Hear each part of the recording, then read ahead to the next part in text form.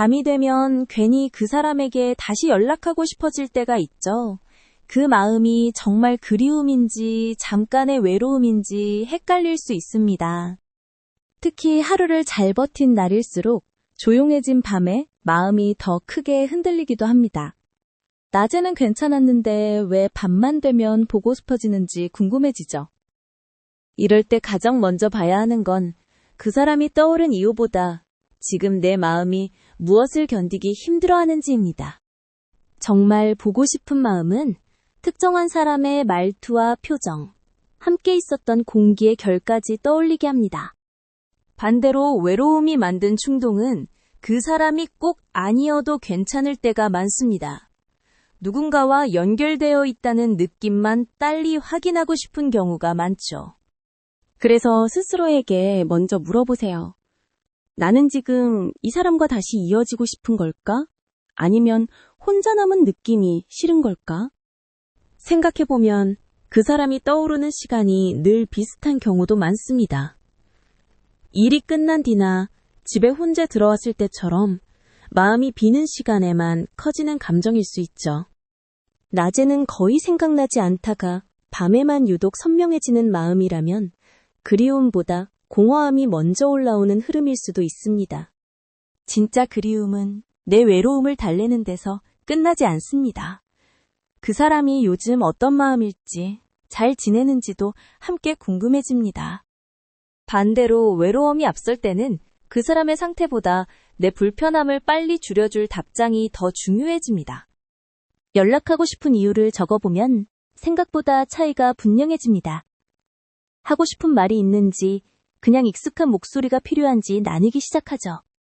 만약 단 한 줄의 답장만 와도 마음이 금방 진정될 것 같다면 그 감정은 사람보다 상황을 향한 반응일 가능성이 큽니다.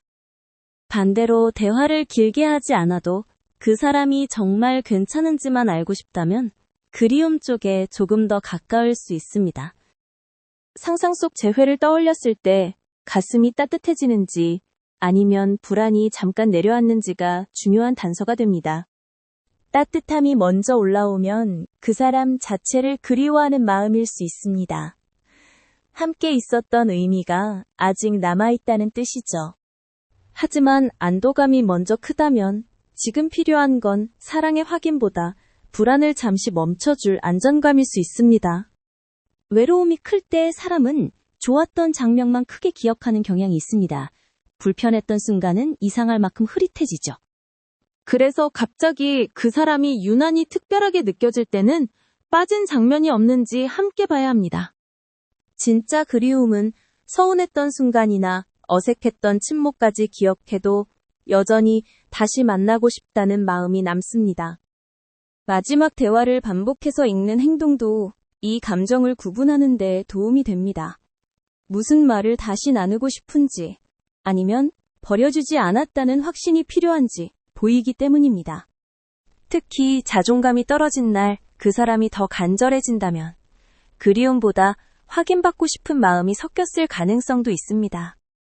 그 사람에게 연락하면 내가 다시 괜찮은 사람이 될 것 같다는 기대가 커질수록 상대보다 내 흔들린 마음을 붙잡고 싶은 경우가 많습니다. 반대로 정말 보고 싶은 마음은 내 가치가 무너졌을 때만 커지지 않습니다. 괜찮은 날에도 문득 조용히 떠오르는 결이 있습니다. 또 하나의 기준은 대체 가능성입니다. 그 사람이 아니라도 다른 누군가와 약속이 잡히면 바로 괜찮아질 것 같은지 보세요. 그렇다면 지금 필요한 건 그 사람과의 재회보다 혼자 있는 시간을 견디게 해줄 연결감일 수 있습니다.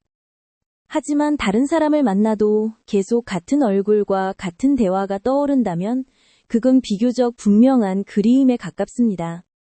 정답은 연락 전보다 연락 후에 내 마음에서 더 또렷해지기도 합니다.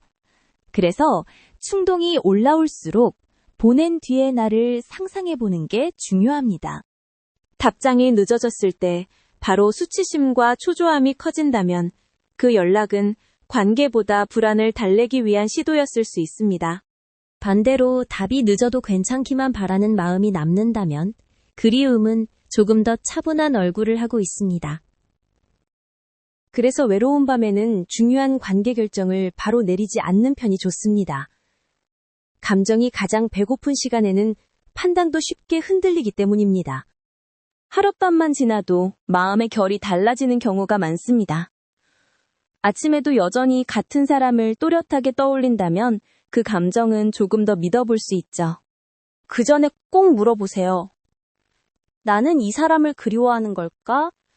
아니면 누군가의 우선순위였던 느낌을 다시 원하고 있는 걸까? 그리고 내가 정말 그리워하는 것이 그 사람인지, 그 사람과 있을 때 내 모습인지도 조용히 구분해 볼 필요가 있습니다. 적어보면 더 분명해집니다. 목소리인지, 대화의 리듬인지, 그 사람 앞에서만 편해지단 내 표정인지 말이죠. 그 적은 내용이 사람보다 공백을 설명하고 있다면 지금의 마음은 외로움에서 출발했을 가능성이 큽니다. 이 구분이 중요한 이유는 외로움을 사랑으로 착각한 채 다시 들어가면 관계를 더 복잡하게 만들 수 있기 때문입니다. 반대로 진짜 그리움인데도 괜한 자존심이나 두려움 때문에 계속 미루면 필요한 대화의 타이밍을 놓칠 수도 있습니다. 결국 핵심은 연락하고 싶은 충동을 바로 믿는 것이 아니라 그 충동이 어디서 올라왔는지 먼저 읽어내는 일입니다. 마음은 늘 틀리진 않지만 지친 밤의 마음은 종종 외로움을 그리움처럼 번역해서 보여주기도 합니다. 오늘 내용이 지금 내 마음을 정리하는 데 도움이 됐다면 저장해두고 비슷한 헷갈림을 겪는 사람과도 나눠보세요. 다음 금요일 영상에서는 답장이 늦어질수록 더 끌리는 마음이 사랑인지 불안인지 구별하는 법이라는 주제로 기다림이 감정을 어떻게 부풀리고 불안을 어떻게 애정처럼 느끼게 만드는지 이어서 풀어보겠습니다.